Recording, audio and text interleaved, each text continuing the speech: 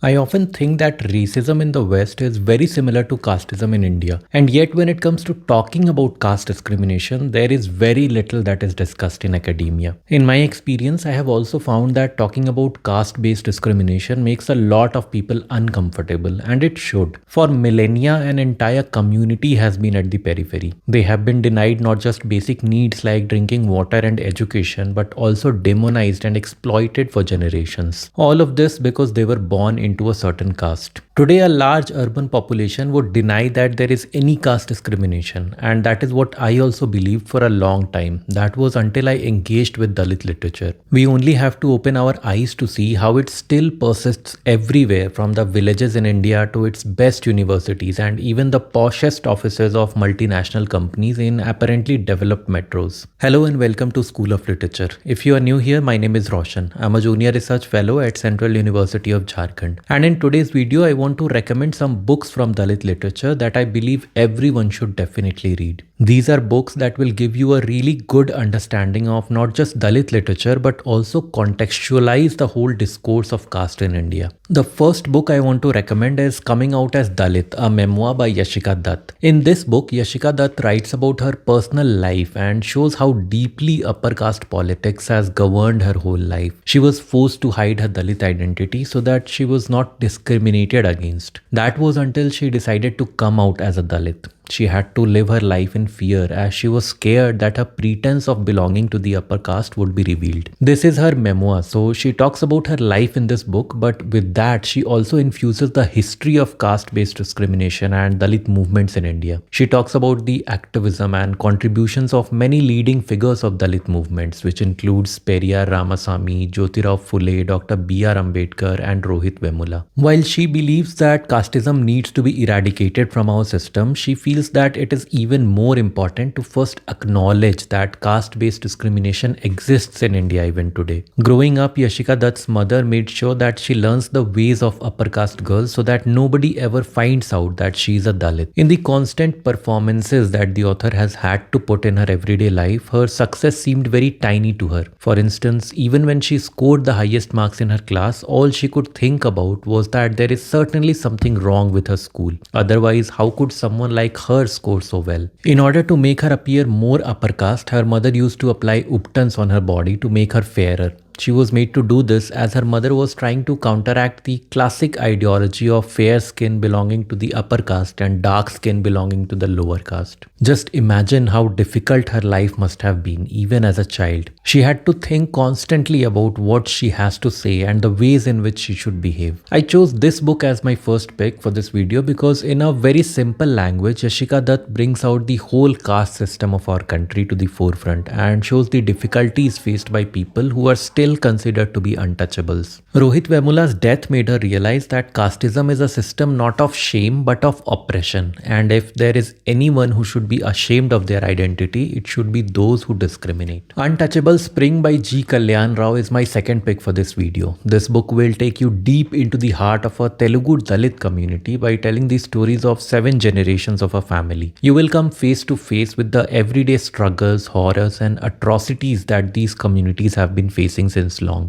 This novel, along with the other books that I will talk about in this video, can be seen as an alternative history. It is a history that often gets overshadowed by the dominant narratives of upper caste and upper class history. This is a novel that sheds light on the untold stories, the subaltern history that deserves our attention. One of the moments in the story which till now should not be coming as any surprise is when Achi Reddy, a powerful figure because of his so-called upper caste, discovers that lower caste men have dared to redirect the flow of water from his land to theirs because they were tired of being dependent on upper caste men to give them water. Then there is a brave woman named Shubhadra who takes a stand. She refuses to be silenced, and with a spade in her hand, she diverts the water of the canal in front of everyone. The onlookers believe that only a reincarnated goddess could have done that. If she was a usual person belonging to the lower caste communities, she would have stolen water like the rest of them quietly at night. The intergenerational intergenerational narrative of this novel not just establishes a continuity of discrimination over time, but it also vividly portrays the relentless struggle of a Dalit family and the lives of Mala and Madigas of Ineladini in Andhra Pradesh. This novel is a fight for life, dignity, self-respect, and the simple right to survive, all while dealing with the customs of upper caste peoples and their conservative mindset. My third pick for this video is The Gypsy Goddess by Meena Kandasamy. I am recommending this book because I think that the Kilvan massacre should be talked about so that we do not forget what happened to 44 men, women and children who were considered lower castes. This novel deals with the real life incidents of the atrocities faced by Dalit agricultural laborers in a village of the Nagapattinam district of Tamil Nadu. Influenced by the Marxist ideologies and driven by the murder of their comrade Sikkal Pakirisamy, these agricultural laborers went on a strike to demand higher wages at a time when the Green Revolution was already benefiting the privileged caste of our country. The author's retelling of this tragic event is inspired by historical records and stories from survivors.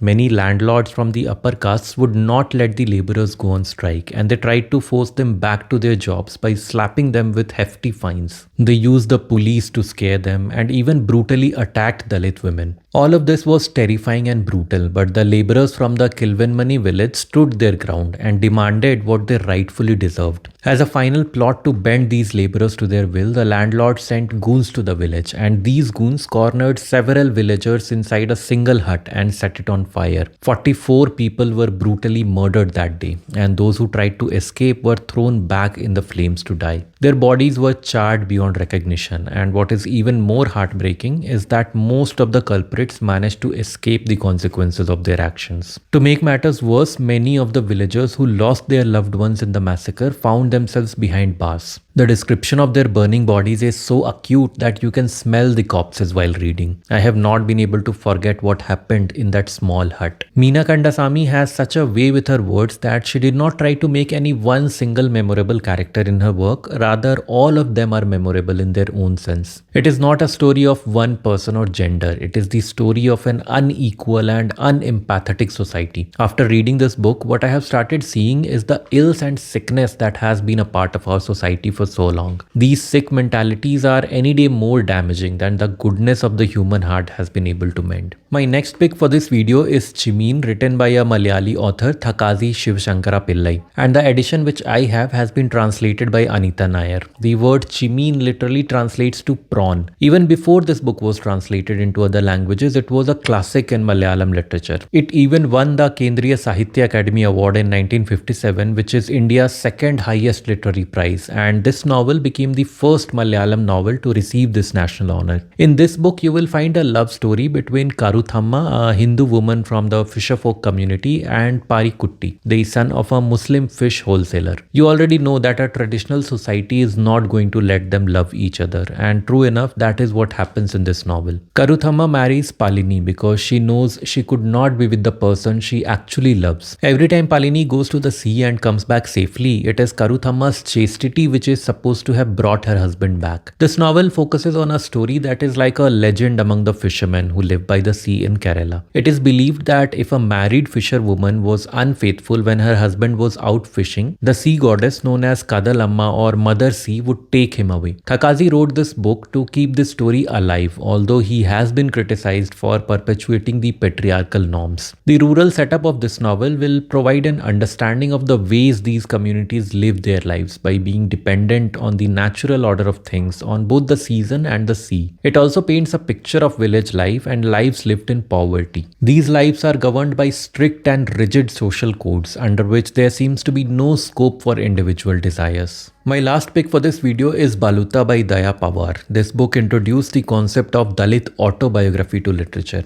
Since something like this was never written before, the authorial voice in this book splits in two in order to make the reader understand what is going on within our society and why this needed to be written. Daya Pawar writes as if he is talking to the reader. The book was written originally in Marathi, and I think Jerry Pinto has done an excellent job at translating it to English. I did not feel the translation lacking at any point point in the book. Reading this book is like sitting with the author and hearing him tell stories from his life and about the community he belonged to. This book is your lesson 101 on Dalit writing. Daya Pawar belonged to the Mahar community, the community to which Baba Saheb Ambedkar also belonged. The term Baluta is the share of village harvest that members of the Mahar community used to get in exchange for their services. But it was not as simple as it sounds. A Mahar had to work the whole day and their lives were worse than a slave in Pawar's words, because unlike slaves, a Mahar could not have bought their freedom. Once the work is done, they would get their share of the harvest, but they would have to let go of their dignity in order to get that food. It is the food of shame, but they would have to accept it because they have to live. Pawar also mentions that this shame or a lack of dignity they had to face because they were considered untouchables is a language that troubles educated people like him. But his mother, for example, does not know about all this because she has never had any medium of understanding that. All in all, this is a book you must read if you want to understand your own privilege and in the process understand how deep-rooted and shameful the caste system is. This brings me to the end. If you have not yet read any Dalit literature till now, I really hope that you will change that with these recommendations. Read these books, expand your knowledge, and do not be ignorant about what goes on in our world.